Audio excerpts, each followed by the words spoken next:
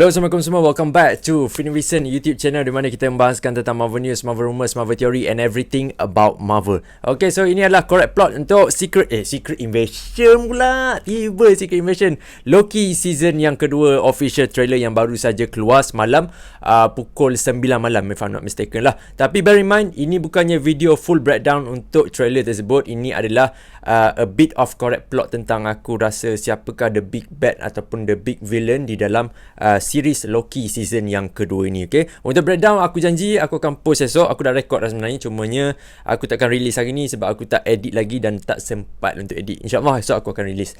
So we are going to talk about recap sedikit tentang Loki season yang pertama, the big bad dalam season yang pertama dan macam mana impact daripada Loki season yang pertama pergi kepada Loki season yang kedua. Okay, so siapa yang tak tengok lagi, siapa yang tak menonton lagi Loki yang pertama tu, please watch it bro, please watch it. You missed the roller coaster ride of Loki. Tolong enjoy dahulu. Okay, dan bear in mind untuk tekan like this video kalau korang suka dan juga subscribe sebab kita dah nak menghampiri 5k subscribers untuk Finivision YouTube channel.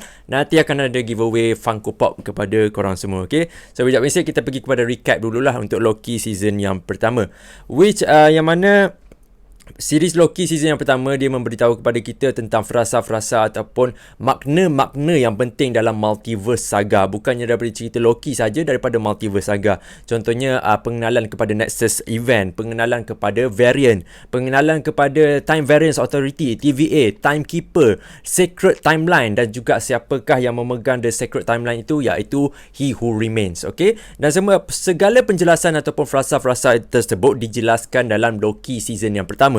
Dan daripada impact season yang pertama, kita dapat tengok finale Loki season yang pertama itulah, di mana mereka berdua iaitu Sylvie dan juga Loki berjaya pergi ke The Void. Okay, dia pergi ke The Void dan juga menewaskan satu creatures yang menjaga dekat The Void itu, iaitu Alioth. Okay, dia berjaya tewaskan Alioth dan dia masuklah ke satu tempat yang bernama The Citadel. The Citadel ni sebenarnya wujud luar daripada Sacred Timeline. Okay, luar daripada masa lah, luar daripada masa. So sebelum ni aku ada satu teori di mana selepas tengok Loki season yang pertama, aku beranggapan bahawa TVA ni akan ada banyak variantnya ataupun tempat-tempat ni wujud dalam Sacred Timeline yang lain. Tapi aku lupa maklumat yang sangat-sangat penting, iaitu TVA, The Citadel, The Void itself, dia wujud luar daripada Sacred Timeline. Bila wujud luar daripada Sacred Timeline, mustahil, sangat-sangat mustahil untuk dia ada dalam ataupun dia ada banyak jenis TVA. TVA yang ni diketuai oleh lelaki ni, TVA ni diketuai oleh perempuan, TVA ni diketuai oleh Ravonna Renslayer. Tidak, sangat-sangat mustahil. So mana daripada sini kita boleh faham TVA hanya ada satu sahaja. Okay, dan dia wujud luar daripada Sacred Timeline. Okay, itu benda yang kita tahulah daripada Loki season yang pertama. Okay, so seterusnya kita pergi kepada apabila He Who Remains menawarkan dua pilihan kepada Loki dan juga Sylvie. Either dia nak membunuh He Who Remains dan juga variant Kang yang lain yang lagi jahat daripada He Who Remains ni akan bebas. Itu satu. Ataupun yang keduanya, kau boleh rule list TVA yang aku cipta ini, iaitu He Who Remains cipta itu, untuk memastikan tiada time branch, untuk memastikan multiversal war tidak terjadi. Itulah punca utama ataupun purpose utama kenapa TVA dicipta. TVA bukannya dicipta atas kemahuan Kang personally, dia lebih kepada kebaikan sejagat. Okay, untuk kebaikan semua. Walaupun cara TVA ini dicipta ataupun dia punya purpose itu agak tidak adil sebabnya berkaitan dengan free will seseorang karakter, termasuklah diri kita sendiri. Tetapi main purpose dia adalah untuk mengelakkan multiversal war terjadi, di mana multiversal war ini melibatkan the variant of Kang. Banyak variant of Kang akan bertumbuk di antara satu sama lain untuk menghancurkan timeline. So He Who Remains ini mewujudkan satu alternatif ataupun satu idea yang sangat-sangat bernas daripada perspektifnya untuk mencipta Sacred Timeline, untuk menciptakan TVA and so on. Tetapi Loki dia takut dengan decision tersebut. Disebabkan itu dia daripada penghujung filem Loki, penghujung series ataupun finale Loki season yang pertama, Loki lebih berat kepada untuk dia tidak interfere. Dia lebih kepada dia ingin membantu Kang untuk observe all these things dan juga prune every kind of variant yang keluar daripada Sacred Timeline. Dia nak prune so that multiversal war tidak akan terjadi. Okay, itu adalah daripada perspektif Loki lah. Tetapi daripada perspektif Sylvie yang memperjuangkan free will ataupun kemahuan ataupun kehendak sendiri, dia memilih untuk menghentikan semuanya dan selfish lah. Dia jadi selfish lah sebenarnya dan membunuh He Who Remains. So, sejurus daripada He Who Remains mati, the sacred timeline sudah pun berpecah belah. Sudah hancur-hancur. Dan mungkin korang ada yang tertanya-tanya lah, siapakah punca kepada multiverse ini? Siapakah punca kepada Secret Wars? Yes, mungkin akan ada yang kata Sylvie ada salahnya. Tapi bagi aku Sylvie hanyalah a part of this Secret Wars happening ataupun multiverse war ini terjadi. Sekarang ni pun kalau orang tanya kan, okay, timeline Loki ni selepas bila? Loki season pertama selepas bila? Loki season yang kedua selepas bila kan?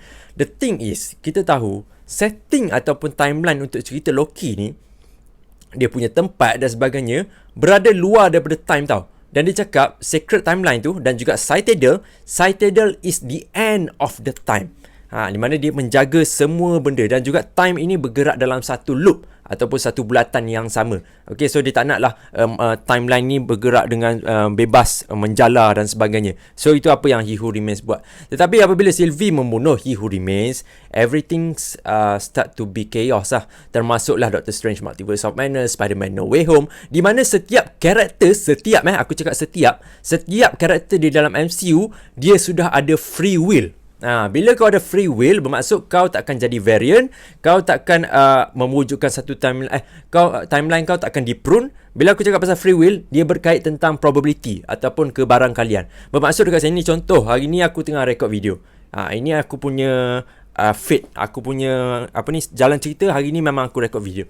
Tapi ada certain masa di mana aku rasa macam malas lah nak record video ni, aku nak tidur lah.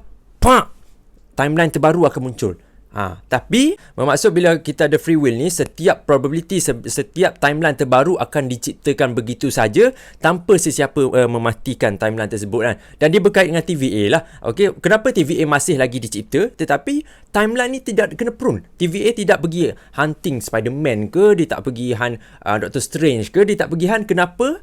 Disebabkan purpose-nya sudah diubah. Dan siapakah mengubahnya tu? Dia berkait dengan 3 main villain yang aku rasa akan terjadi, dan this is a theory lah. That is the purpose of correct plot. Okay, selagi Fit Invest ambil correct plot, selagi itulah correct plot jadi macam tu.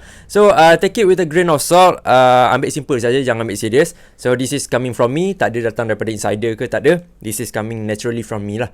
So my third, 3 teori yang aku rasa, first thing first, siapa yang mengetuai TVA sekarang ini adalah Council of Kang, yang mana diketuai oleh 3 prominent Kang, iaitu Immortus, Ramatha dan juga Scarlet Centurion. Okay, kenapa aku rasa Council of Kang yang memegang TVA sekarang ini? Okay, sebab dalam TVA, pada penghujung Loki season yang pertama, kita nampak statue Kang.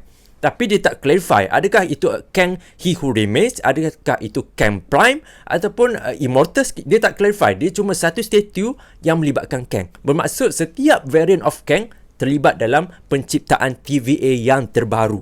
Di mana bila aku cakap TVA yang terbaru, dia ada dia punya purpose yang baru. Sebelum ni, TVA yang diciptakan oleh He Who Remains adalah untuk menghentikan multiverse war. Tetapi kalau daripada perspektif Council of Kang, apa yang dia mahukan daripada TVA? Kenapa dia masih lagi menciptakan TVA dan meneruskan TVA? Adalah untuk menghentikan setiap karakter yang mampu ataupun berkebolehan untuk menghancurkan Council of Kang. Benda ni memang kita boleh obviously tengok dalam Ant-Man and the Wasp: Quantumania, di mana Immortus mengatakan orang-orang di bumi sekarang ni sudah pun interfere dalam multiverse. Sedangkan Council of Kang punya wujudnya adalah untuk menawan segala timeline yang wujud di atas muka bumi ini, ataupun senang cerita dalam galaksi ini. Dia nak tawan segala timeline sehingga timeline itu menjadi satu, di mana Kang saja yang conquer everything. Tetapi dengan Council of Kang menciptakan TVA, it kind of makes sense kenapa TVA masih lagi wujud sedangkan He Who Remains mati. Sebabkan purpose of TVA sudah pun berubah.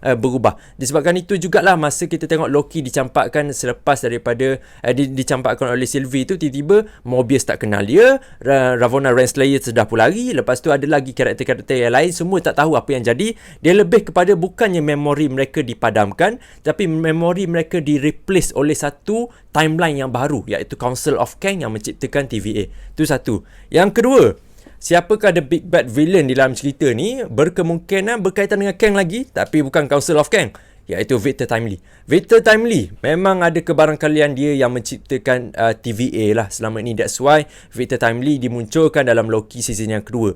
Dia mungkin kau nampak dia macam orang yang tak jahat pun, ataupun budak yang nerd lagi, baru lagi. Sebab tak silap aku, Victor Timely ni dia punya tahun 70-an ke 18. Aku tak ingat tahun dia berapa. Cumanya Victor Timely ni kalau dalam Marvel Comics, dia adalah variant of Nathaniel Richard ataupun Kang lah. So ada satu masa bila Kang bertempur dengan Avengers dan Kang kalah tau. Bila Kang kalah, dia patah balik ke masa 1901, dia patah balik masa dekat satu tempat ni lah, satu bandar ni, dan dia muncul lah. Dia bukanlah sebagai seorang saintis, tapi dia lebih kepada seorang datuk bandar, yang mana dia telah inventedkan banyak peralatan-peralatan moden pada tahun 1901 yang membuatkan dinamakan bandar itu sebagai Timely Wisconsin. Dia mencipta mesin masa, dia mencipta barang-barang lain lah, sehingga kan Timely Wisconsin itu menampakkan seperti Chronopolis baru untuk Kang ni. Dan juga Kang masa itu ataupun Victor Timely ni telah menciptakan ataupun telah menyumbang kepada idea penciptaan pertama untuk Human Torch ataupun Johnny Storm tu lah, lelaki yang berapi tu. Dan juga dia ada mencipta Vision tau. Bila dia mencipta Vision ni, Vision daripada Avengers Age of Ultron kan, yang dia cipta tu, Vision tu. Bila dia cipta Vision tu, dia dapat menawan beberapa decade selepas itu tau. Dia dapat conquer timeline yang selepas itulah. Memang sangat-sangat menakjubkan. Tapi aku tak rasa MCU akan pergi kepada route sebegitu ataupun hala tuju sebegitu, sebab sangat-sangat tak parallel dengan apa MCU komik lah. Marvel komik punya story Victor Timely tu, dia tak parallel dengan MCU sekarang ini. So yeah, it might be Victor Timely boleh jadi the big bad, sebab kita tengok trailer tu pun adalah 3 episod pertama saja, bukan ni episod 4, 5, 6. So yeah, mungkin Victor Timely akan jadi the big bad untuk series ni. Yang ketiga, my theory, siapa akan jadi big bad untuk series Loki season yang kedua ni. This thing aku tak tahu betul ke tak, dan relevansi dia tu agak rendah lah sebenarnya, iaitu berkaitan dengan karakter Sylvie sendiri. Sebab dalam trailer Loki tu, yang kita nampak Sylvie bekerja dekat McDonald's tu, itu bukanlah Sylvie yang kita kenal selama ini. Setahu akulah, aku rasa Sylvie yang kita tengok dekat tu adalah Sylvie variant of Sylvie, bukan Sylvie yang bunuh He Who Remains. Itu anggapan akulah, mungkin aku boleh jadi salah. So my theory is Sylvie yang kita tengok, yang dia terajang Loki ke TVA tu, selepas dia bunuh He Who Remains, kita tak tahu tau. Kita tak tahu apakah kemenjadian untuk karakter Sylvie, ke manakah dia pergi, dan apa yang dia tengah buat sekarang ini.